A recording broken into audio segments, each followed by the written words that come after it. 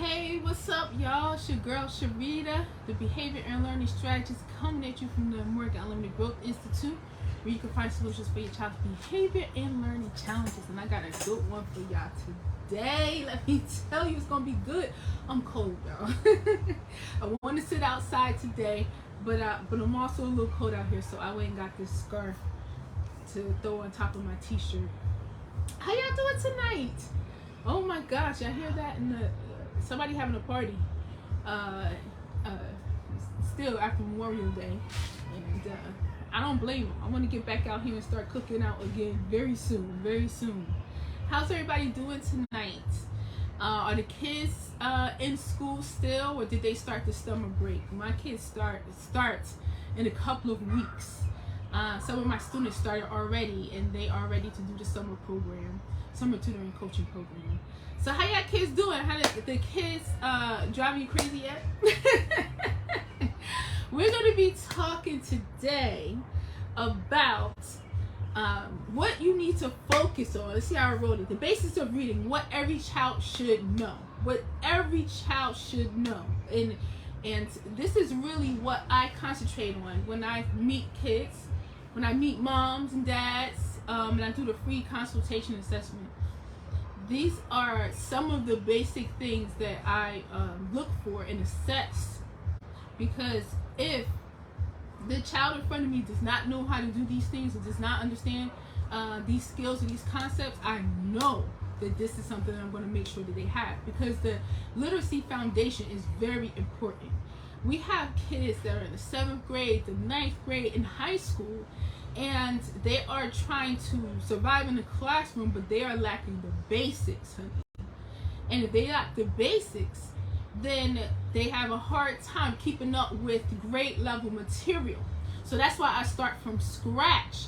And this is what I'm going to be advising you to do today, is to start from scratch, to find out what your child knows, what they don't know, what they should have mastered, right, a long time ago, and then equip them with that. And you're going to see that your child's reading is going to improve drastically once you do this, okay? Now stay tuned for next week, because I'm going to be doing the basics of math, what every child should know, okay? And I'm going to be telling you just a couple of the things that I look for when I do the math assessment and make sure my students know, so that they can do well in math at their grade level and above their grade level. Okay, now just think about it. If you have if your child is in middle school or high school, right? And if your babies are younger, you can do something now so that you can prevent these issues. If your child is in middle school or high school, they are not teaching these basic fundamentals. They are teaching grade level curriculum. Now, they do differentiate, right? Learning as best they can, right? But it's a classroom of kids. Some kids are in special education and get resource pull-out, but it's going back to the basics and making sure that they have this and master, like they have to master this. It's so important, and it's not easy to do in a school setting. So that's why we parents at home are going to do it, and y'all know that's what we do here. We don't wait for the schools to do it, okay? We roll our sleeves up, we get to work, and we make sure that our children have what they need. We make sure they are equipped for success, whether it be improving their behavior and focus, or improving their literacy, or improving their math. We get the job done, all right? So I got some good tips. Oh my goodness, y'all. You can get a pen, and if you a super nerd like me, okay, you can get a pen and a notebook and jot down these notes. Or you can check in the comment section. We're going to post the link to the checklist. You can click on that and follow along. You can print that out and write notes on it, okay? Whatever you need to do, all right? So before we do that, I want to give a special shout out. I acknowledge Demario Kerr in my tutoring and coaching program, who just got promoted to advanced level elementary group. Yay! Yeah, Demario, you go, boy. Great job. And he's doing his thing already, honey. He is doing his thing, right? So I'm very, very proud of you, Demira. Keep up the good work. All right, we got a couple other promotions coming up. We have some Student of the Month for each group that we're going to be coming up soon as well. So we got a lot of great. I'm going to get back to her as soon as I can. All right, tip number 1. These are, I couldn't put everything on the checklist, y'all. There's a lot of stuff that I look for, but I'm trying to give you the biggest things. Number 1, especially if your child is struggling way below their grade level. We don't want to assume, so we want to check. The first one is, does your child know their letter sounds? Do they know all the letters of the alphabet? Do they know their letter sounds, right? And not just consonants and vowels, but digraphs, right? Consonant blends. How does your child do with that? Okay. Of course, the vowel sounds, the short vowel sounds, the long vowel sounds, and then you got BL, SL, STR, right? BR, those combinations. Also, we like the SH, CH, right? So these are the things that I look for when I'm assessing them. And when they spell for me, this is what I'm looking for. If they sound out a word, do they know those letter combinations? Can they fix it? Because if your child is writing and spelling a word, or if they're reading a word and it has BL in it, and they skip the L, and like if the word is black and they skip the L and they say back, and you notice that with other words as well, that they will say the first letter and then the last part, but they always skip the blend, then we know that that's what we need to work on. We need to help them master those blends. We need to help them slow down and isolate those consonant blends and work on those until they're a master, so they can get the rest of the word, okay? And then like at the end of the word, if there's like Tion or ing, if your child does not know those letter sounds when you put them all together. So I say letter sounds when talking about, say what sound does this make, or in this word, what makes the ing sound? And then they have to find the part of the word that makes the ing sound and then spell it for me. What makes the shun sound? What two letters make the ch sound, right? So get them used to isolating each part of the word so that they can pronounce every single letter sound, every single syllable. We want to get really specific. We don't want our children to read and they just skip over words, right? Because it's difficult, or they substitute another word, or they say something that's kind of like it and they keep reading. No. We stop them to make sure that they read it exactly the way it is, okay? So first one is, does your child know their letter sounds? Number 2, does your child know the difference between consonant vowels and consonants, okay? Make sure that they know what vowels are and they know what consonants are. So that's number 2. Number 3, and this is a biggie. This is important, because if your child struggles here, then they really can't read. They really can't read, and it's very difficult for them to read. They must be able to read all of these words, okay? And I'm talking about the adult sight words, okay? There's a list. You can find it on the internet. You can also go to superteacherworksheets.com, and we're gonna post that as well. And then you can pull up the adult sight word list. All of my students learn that, and when they come in at 4 years old, I'm teaching them to be able to read all of those words, over 300 words. Before they get promoted from beginners group to advanced group, they have to be able to read all those words for me fluently, without a problem, on their own, okay? And if your child cannot read all those words, and you put a plan together and work with them until they can, you will see your child's reading improve dramatically, okay, when they are able to read those sight words. So they have an adult sight word list or Super Teacher Worksheets. They have pre-primer, primer, level 1, level 2, level 3, and then nouns, okay? So make sure your child can read all of those words. So you have practice with you, hang it up in the house on the refrigerator, right? Have them always practicing those words. and you want them to be able to read those words even when they're off the list. So you have to be helping them develop the habit of reading. They have to have independent reading time on a regular basis and read aloud time on a regular basis so that they can keep practicing these words, because we don't want them to just memorize the words off the list, and then when they have to read it in a sentence or in a paragraph or in a passage, now they are struggling. We want them to constantly be working on these words so that it becomes easy for them when they see it outside of the list. Okay, so make sure they know all of their sight words. Next, does your child need to improve their spelling? Now, I know that nowadays a lot of stuff is done on a computer, right? And I know that when they are doing their work and they spell something wrong, that a computer fixes it for them and stuff. So our kids are getting kind of lazy, but we still need to make sure that they can spell, because a lot of kids, when they can't spell, they don't feel good about themselves. Okay, here's another reason: when kids are spelling and go back and fixing their spelling, making sure they spell the word correctly, they are learning how to become really good at paying attention to detail, and they need that. They need that when they are spelling. They need that when they are reading.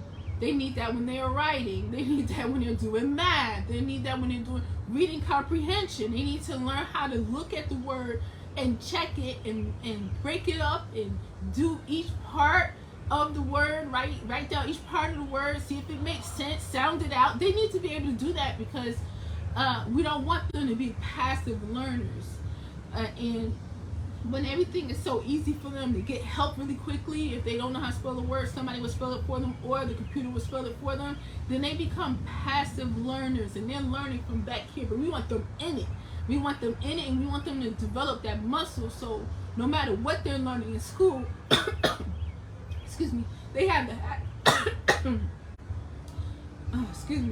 they have the habit, whatever they're learning in school, they have the habit of really working on it. I need some water. Troubles I got none out here. I'm outside. They working on it, and they have the habit of making sure that they are paying attention to detail and spelling each part of the word. It's just making me think about how I help my students be able to see the word, and that's what I'm driving at. We want our kids to connect with what they're reading. We want them to connect with what they're spelling or the math part. We want them to connect with it. So make sure your child is working on their spelling. Okay. So far we have, does your child know their letter sounds? We have, does your child know the difference between vowels and consonants? We have, does your child know all of their sight words? And I mean all of them. I'm very particular. They can't skip. They have to be able to read all of them. I've had many students, and then we do like it could be 3 of them working on sight words at a time, and the first one will go. Everybody's quiet and paying attention, waiting for their turn, because each time they read their sight words, they're looking to see. I let them go as long as they can without needing to be coached on the sight word or making a mistake. And then it's the next kid's turn. So they trying really hard to pay attention, because they want to get to the end. They want to get to the next column. They want to master these sight words. And they know Miss Sharita's watching like a hawk. And if they're supposed to read a word and they read it wrong, they be like, Miss Sharita, let me try again. Because they know they get skipped. Then the other kid comes in. But the rule is, and if you have more than one child, when one is reading, everybody's reading. When one is reading, everybody's quiet. Because your brother, your sister needs to concentrate.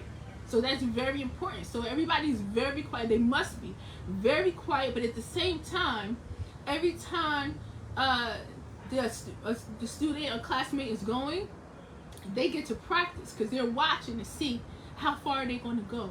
How many words are they going to be able to read right? Are they going to be able to get this difficult word? They're watching how I teach them how to break it up, right?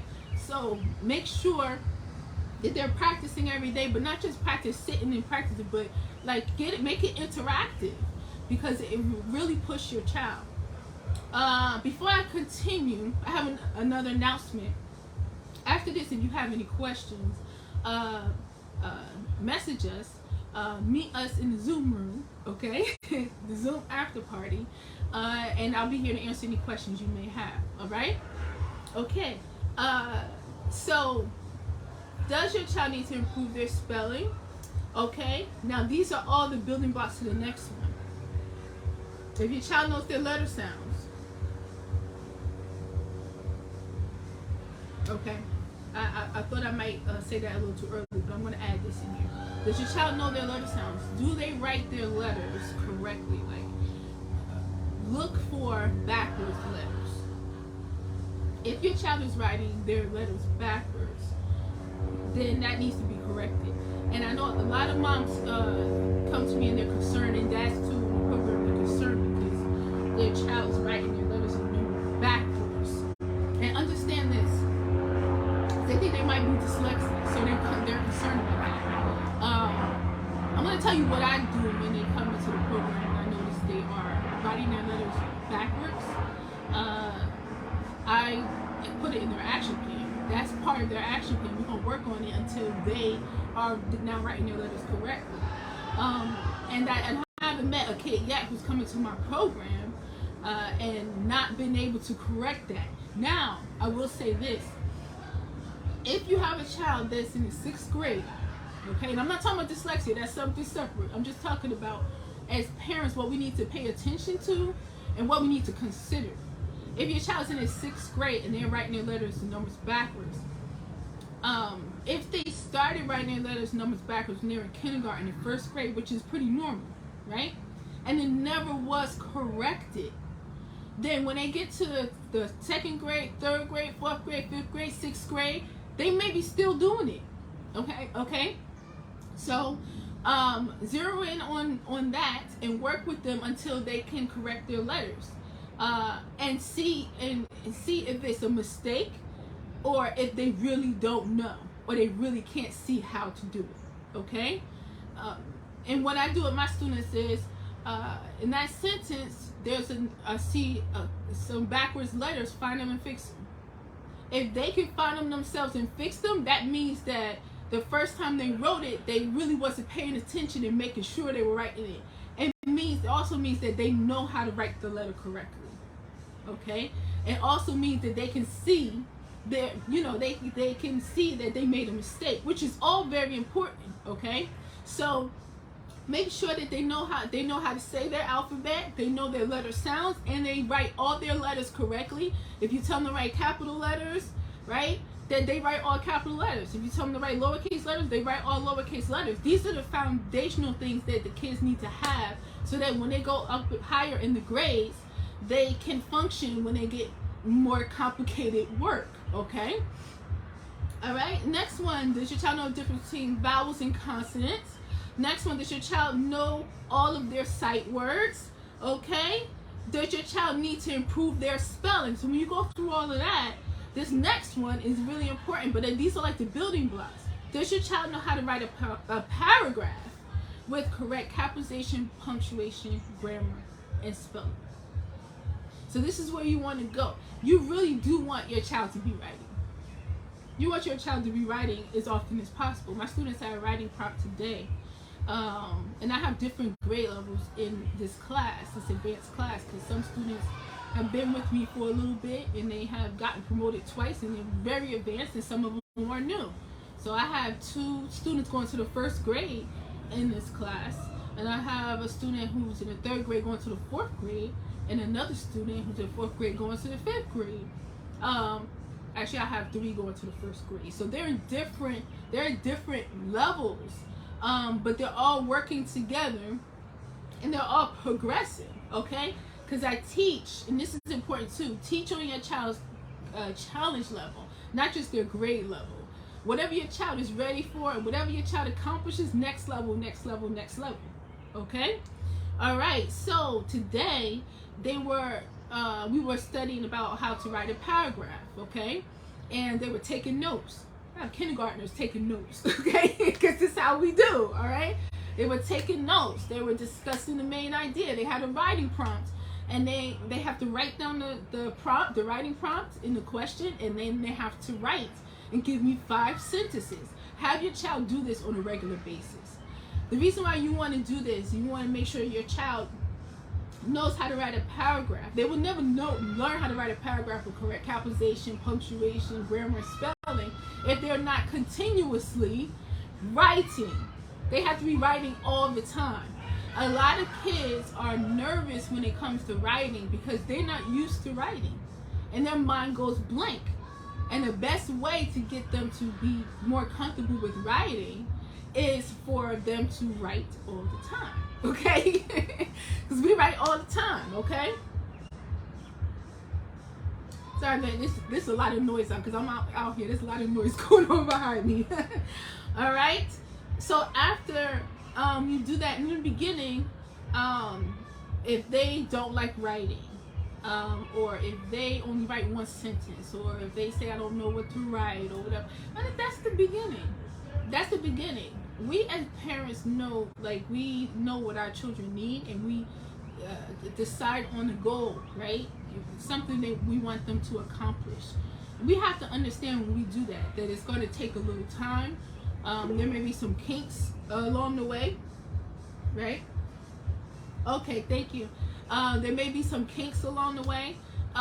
Your child may give up a couple of times, you know what I mean? Your child may be fighting, maybe saying what they don't want to do. But man, when they get past all of that, how they feel about themselves is the biggest reward. When they are very excited, when my students come in like, I'm about to get 5 points today, or I can read this, Miss Sharita, that's easy. I'm thinking about one of my first grade students, Miss Sharita, that's easy. Or when they're saying, I can read now. When they get to that point, all of this mess that you done been through with your child is worth it. All of the pushback, all of the I don't want to do it, complaining, and you standing your ground because you know what's best for them, it is worth it, honey. So keep going. No matter what, you are doing what's best for your child, okay? Because there's the difference between how a child feels when they are not able to do things that they should be able to do in their level, when they are falling behind, when they are failing, when they are afraid of tests, right? And the difference between that and when they get past all of that, when they start feeling comfortable reading and excited to read and asking to read and asking to answer the question and excited to do the test, it's night and day. So it's worth it, okay? It's worth it. I just want to say that. So this last one is a biggie. So how many did we do? 1, 2, 3, 4, 5, 6. 6. I have more. But so let's squeeze 6 on this checklist, all right? All right. So another thing I look for, and this is something I teach my students early, as soon as they come in, is does your child understand what they read, and can they answer the questions correctly? So if you have a story that your child is reading and there's some questions attached to it, when your child is reading, and this is what I mean by having them connect with whatever they're doing. A lot of our children have trouble with reading comprehension because they are not connecting with the story or the article, and we want them to understand what they read, what they're reading.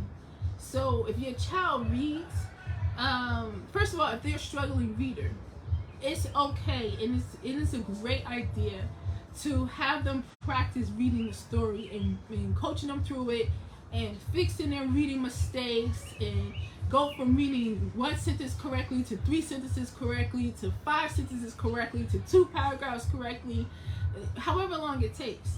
Y'all, we have to invest this time in this. Your child may be working on reading the same couple of paragraphs for like a week. That's okay, because the goal is for them to be able to read it on their own. And once they start being able to read it on their own, they start running. Like, it's like they're riding a bike down the street and you trying to run after them because they get so excited and they want to read more, they want to read more, they want to read more. So you want them to, if you want to take the time so that they can get to the point where they are able to read the story on their own. First of all, them being able to read the story on their own has already improved their reading comprehension. Already. especially if they read it and then practice reading it and practice reading it, this stuff starts to sink in, and they get closer and closer and closer with the story. They develop a connection with it, and that's what reading comprehension is really about. A connection with the story. I'm connected to it. If your child is reading and at the end they don't know what they read, it's because there was a block between them. They were just trying to read the words. They were not connecting with the story or the article. Okay, so have them be able to read it themselves, and at the end, the questions, the reading comprehension questions, are so important. Have your child read each of those questions as well on their own. That's important. So if your child reads the questions and then they answer the questions and they get all of them wrong, your child has a big problem with reading comprehension, and that needs to be worked on. When they do the reading level assessment, they're not just looking for, can this child read a paragraph? Can this child read the story? They're also looking for reading comprehension as well. Okay? So make sure that your child can, if you want your child to read on the 4th grade level, let's say they're on the 3rd grade level, you want to read on the 4th grade level. Make sure they can read on the 4th grade level, and they can answer the questions, and they could talk about what happened in the story, and they can answer questions. You just come off the top of your head, and it's like a conversation, and they can ask you questions. Make sure they can do all of that on the 4th grade level. Okay. So you do all of these things. Does your child know letter sounds and all their letters? And do they know how to write capital letter, lowercase letter? Do they write any letters backwards? Right? Once you check that off, this is the checklist. Make sure your child has that. Next on the checklist, does your child know the difference between vowels and consonants? Okay. So once that's done, check that off the checklist. Number 3, does your child know all of their sight words? And have a sight word wall, honey. Make sure that there's sight words all around and they're reading all the time, okay? And during their independent reading time, this will make it much easier for them to read alone if they know all of these sight words, okay? And then check the other list. Does your child need to improve their spelling? Yeah, all the time. We always improve their spelling, and then challenge them to the next level. And I come up with words in this head, and they be like, Miss Sharita, that's not even a word. Where you get that from? Did you make that up? Oh no, I have a lot of words in this head y'all never heard of. Now spell it, okay? Right? So challenge them. If they can spell on their grade level, challenge them in a higher level. Give them words they never heard of before, and watch them try to figure it out and navigate through the word, okay? That's great skill right there. Does your child know how to write a paragraph with correct capitalization, punctuation, spelling? And then the last one is, does your child understand what they read? And can they answer the questions correctly? Okay? So these are what you need. And then there's one more that just popped into my head. It's not on the checklist. There's one more that we must teach our children how to do. This is like the basics. When I get the basics, while I'm doing the basics and while I'm doing the sight words and letter sounds and stuff, my students are writing. So they get a lot of opportunity to do this next thing I'm telling you about. Does your child know how to read and spell multi-syllabic words? Words with multiple syllables. Like uncomfortable. Can they spell it? Can they see each part separately? Read one part at a time. Spell one part at a time. And then bring it all together. Can your child do that? That's where you want to go. And this is how my daughter Maya, she's 5 years old, and she's reading multi-syllabic words. She's reading chapter books. She reads signs. She's reading all kinds of stuff because she's learned how to do exactly what I just told you to do. She knows all her sight words. She knows all her letter sounds. She's still working. Sometimes she still writes a letter backwards, and then she's got to go back and fix that. Her spelling for her age is really, really, really good, and she spells multi-syllabic words. Okay, and writing a paragraph. Yes, she knows how to do that as well, okay? And then the reading comprehension, she's very good at reading comprehension. Her teacher said that too. The teacher said she's really good at reading comprehension. So this is how Maya is 5 years old, in kindergarten and reading chapter books and writing sentences and spelling, right, and doing a host of other stuff, because these are the things that I've done with her, and these are the things that I've done with my other students in the program. When they come into the program and they don't know the basics of literacy, and I start from scratch. This is where I work.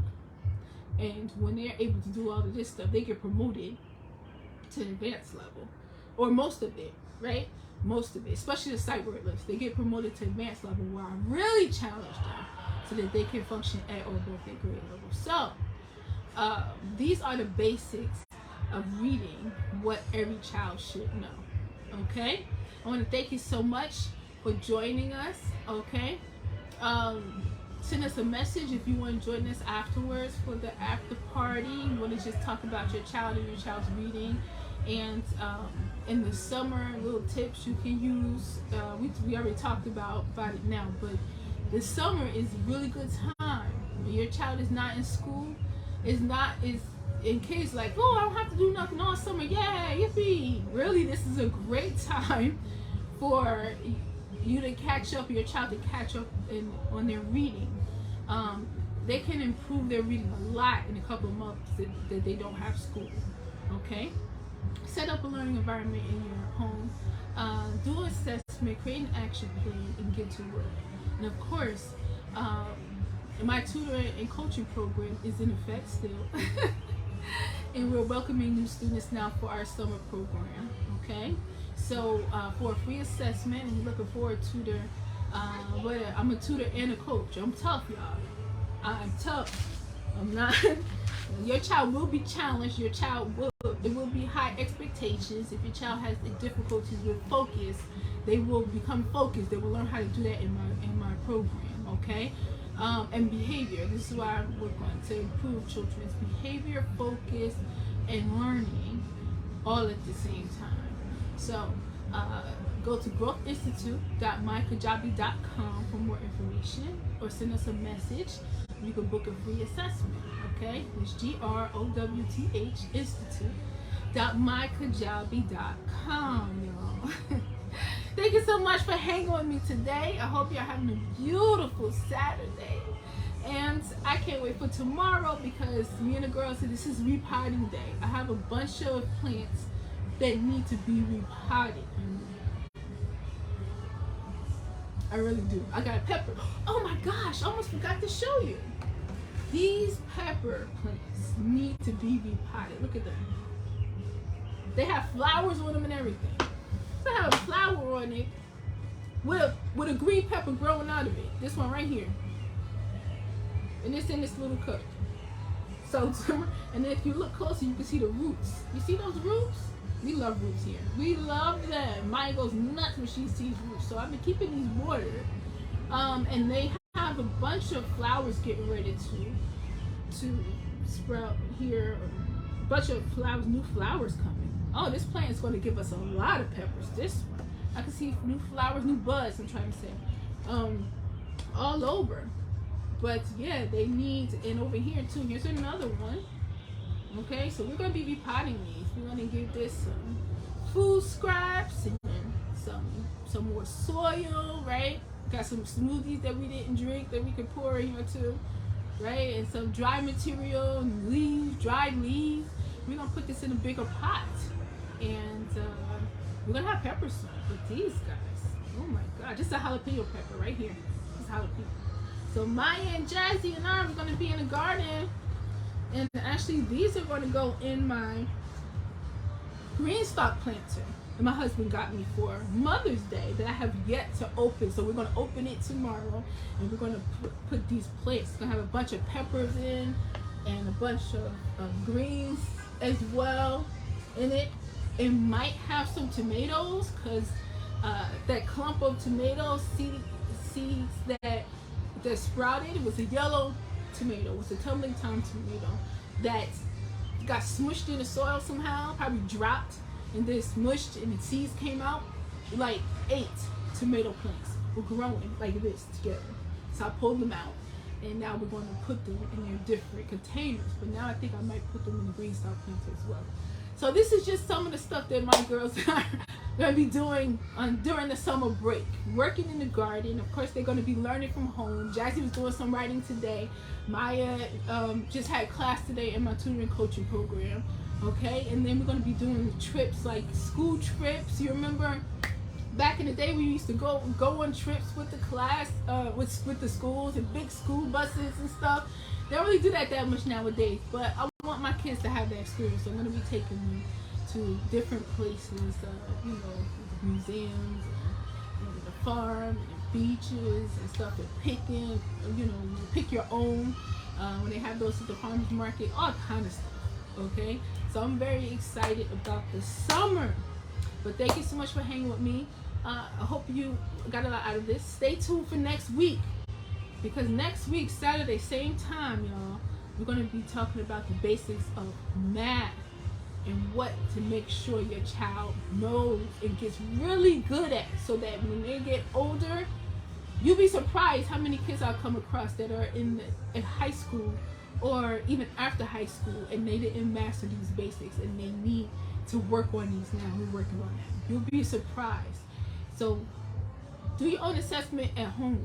Don't just wait for the schools to do it and give you an assessment. Just have your child sit down and assess them on different things that's on these checklists to see if they can do it. And when you find out, you may find out some things that you didn't know. You may think your child knows or can do some things, and then find out that that's not the case. Okay, so assessing these things is going to be very beneficial, because you will come up with a customized action plan for what your child needs. They turn all these into goals. And when your child starts to make progress in these areas, oh my goodness, it's going to be life-changing. Do you understand me? It's going to be life-changing in literacy and in math. All right? So get on it. If you have any questions, let us know. We love you, okay? Believe in yourself, believe in your child, honey, and always remember that growth is unlimited.